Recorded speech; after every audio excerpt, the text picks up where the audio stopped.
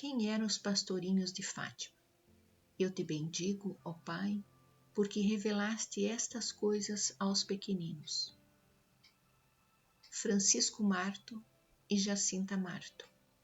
Nascidos ambos em Aljustrel, com menos de 2 anos de intervalo, morrem pouco tempo depois das aparições, tal como Nossa Senhora lhes tinha anunciado em 13 de junho de 1917. A Jacinta e o Francisco levo-os em breve, mas tu, Lúcia, ficas aqui mais algum tempo. Francisco Marto, cuja iconografia o apresenta de touca na cabeça e jaleco curto, com o cajado e o saco de farnel ao pescoço, nasceu em 11 de junho de 1908. Com apenas 8 anos de idade, começou com a sua irmã Jacinta a pastorear o rebanho dos seus pais pela zona da Cova da Ilha, local onde, juntamente com a prima Lúcia, viriam a testemunhar as aparições, durante as quais podia apenas ver, sem ouvir ou falar. Levado pelo desejo íntimo de consolar o coração de Jesus, pois, dizia, queria dar alegria a um Deus que estava triste com os agravos ao seu coração. Francisco viveu intensamente a oração contemplativa. Para isso, passava horas seguidas em oração em frente ao sacrário na igreja paroquial de Fátima. Essa vontade de suavizar o coração de Jesus e de se dedicar inteiramente à oração levou-o a desistir de ir à escola, apesar de, nas aparições, Nossa Senhora de Fátima lhes ter pedido para que aprendessem a ler e a escrever. Em 18 de outubro de 1918, pouco mais de um ano depois da última aparição, Francisco adoece, vítima da epidemia da gripe espanhola que assolou o país. A doença chegara a Portugal no meio desse ano e em pouco tempo causou a morte de dezenas de milhares de pessoas. Em 2 de abril do ano seguinte, confessa-se e recebe a comunhão pela última vez, com uma grande lucidez e piedade, como escreve o pároco de Fátima no livro de óbitos, ao registrar a sua morte, acrescentando: e confirmou que tinha visto uma senhora na cova da ilha e Valinho. Francisco morreu em 4 de abril de 1919, em sua casa em Aljustrel, com 10 anos. Foi sepultado no cemitério de Fátima, de onde os seus restos mortais foram exumados em 17 de fevereiro de 1952. Foi trasladado para a Basílica de Nossa Senhora do Rosário de Fátima, em 13 de março de 1952, repousando no lado direito.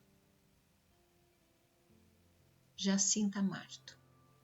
Tímida, mas serena, Jacinta Marto teve uma vida ainda mais curta do que o do seu irmão Francisco. Nascida a 11 de março de 1910, também em Aljustrel. Nas aparições, Jacinta, com 7 anos, via e ouvia, mas não falava.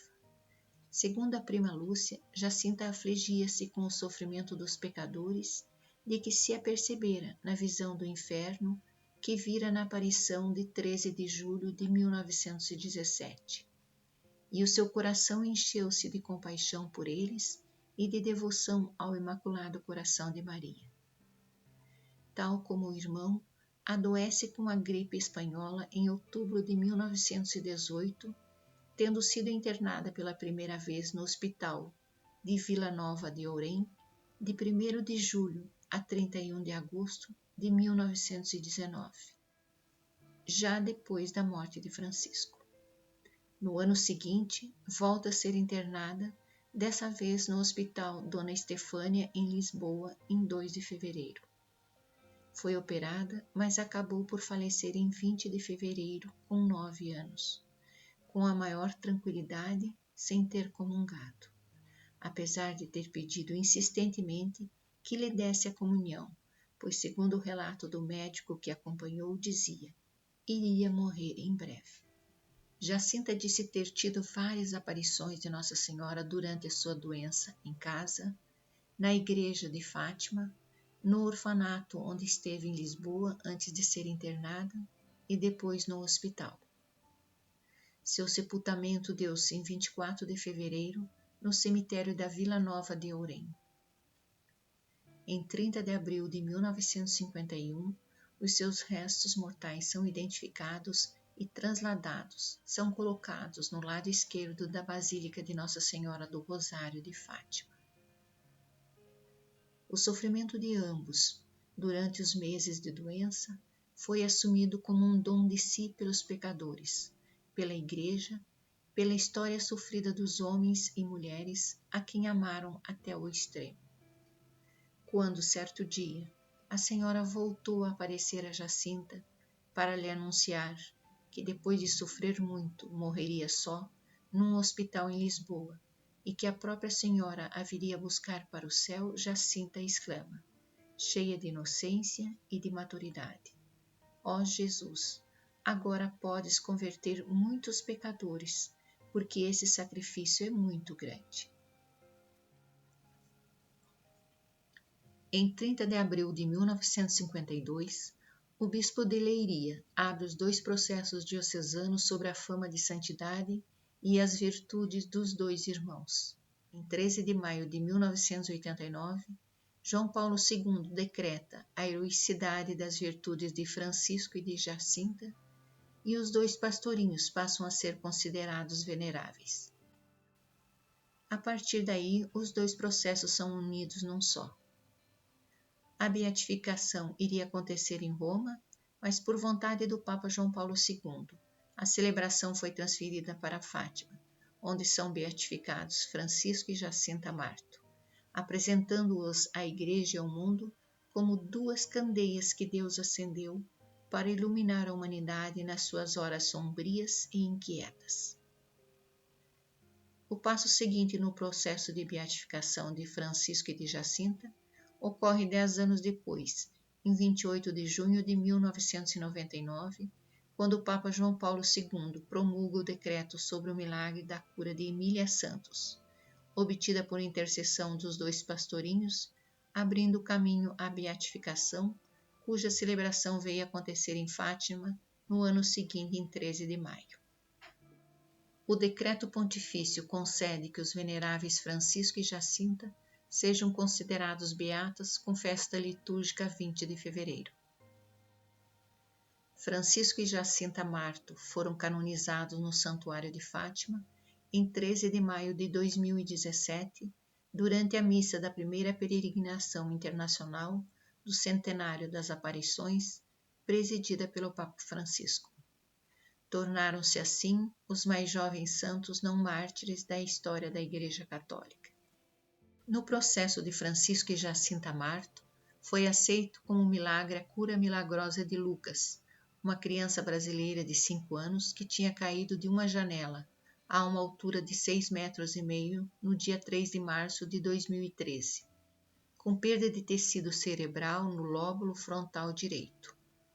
A oração das famílias e das Irmãs do Carmelo de Campo Mourão, no Brasil, pedindo a intercessão de Francisco e Jacinta, resultou na cura total de Lucas, fato que os médicos não conseguem explicar. Lúcia. Nascido em Aljustrel, em 28 de março de 1907, Lúcia recebe a primeira comunhão em 30 de maio de 1913, por mediação do Padre Cruz, impressionado com seus conhecimentos catequéticos. A partir da primeira aparição de Nossa Senhora, em 13 de maio de 1917, a vida de Lúcia e dos seus primos transformou-se completamente.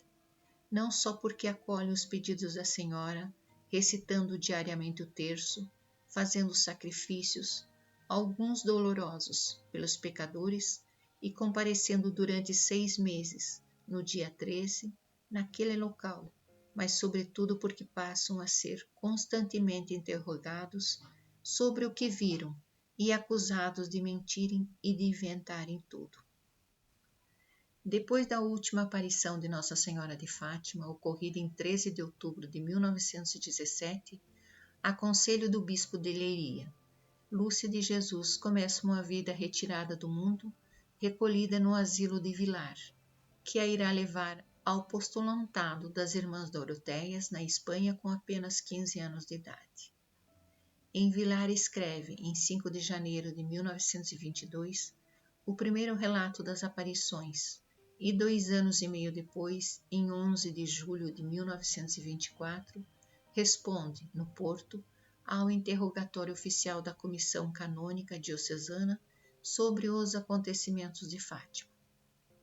Na sequência do trabalho da comissão, o bispo de Leiria publicou, em 13 de outubro de 1930, 13 anos depois das aparições, uma carta pastoral sobre o culto de Nossa Senhora de Fátima.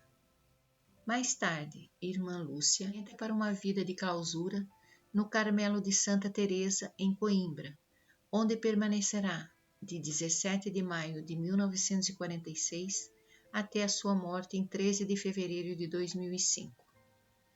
Escolhida desde o início para ser a grande divulgadora da mensagem de Fátima e da devoção ao Imaculado Coração de Maria, Lúcia deixou numerosos escritos, de que se salientam as memórias, redigidas entre dezembro de 1935 e março de 1992. Incluem o relato das aparições, tanto do Anjo de Portugal como da Senhora do Rosário e os Segredos de Fátima. Em carta dirigida ao Papa Pio XII, em 2 de dezembro de 1940, Lúcia pede insistentemente que seja atendido o pedido de Nossa Senhora, reafirmando em aparições posteriores na Espanha, para que fosse proclamada a devoção ao Imaculado Coração de Maria e a consagração do mundo, em especial da Rússia, ao Coração de Maria. Lúcia acabou por encontrar-se pessoalmente com quase todos os papas que cruzaram a sua vida desde as aparições. O primeiro contato direto com o Sumo Pontífice ocorreu em 1967, quando se deslocou a Fátima para se encontrar com Paulo VI, a pedido do próprio Papa, durante as celebrações do cinquentenário das aparições. A imagem do Papa ao lado de Irmã Lúcia correu o mundo e, para muitos, a primeira vez que viam Lúcia. Os contatos mais frequentes foram com João Paulo II, depois do atentado em Roma, durante as visitas que o Papa efetuou a Fátima, nos meses de maio dos anos de 1982, 1991 e 2000. A última visita assumiu um caráter especial para a Irmã Lúcia, pois ocorreu a propósito da beatificação dos seus primos Francisco e Jacinta, e o Papa anunciou a terceira e última parte do Segredo de Fátima, que se referia ao atentado que sofrera em 1981. A Irmã Lúcia de Jesus do Coração Imaculado, nome que adotou quando professou seus votos perpétuos em 31 de maio de 1949, morreu a 13 de fevereiro de 2005 e foi sepultada no Carmelo de Santa Teresa, em Coimbra, sendo seus restos mortais transladados para a Basílica de Nossa Senhora do Rosário de Fátima em 19 de fevereiro de 2006, ficando ao lado de sua prima Jacinta. A fase diocesana do processo foi aberta por Dom Albino Cleto em 30 de abril de 2008 e a sua conclusão foi anunciada em 13 de janeiro de 2017. Um volumoso processo de 15.000 páginas que passa para a fase romana de análise, sob a competência da Congregação para as Causas dos Santos. Após esta análise, Irmã Lúcia passa a ser venerável. Nossa Senhora de Fátima, rogai por nós.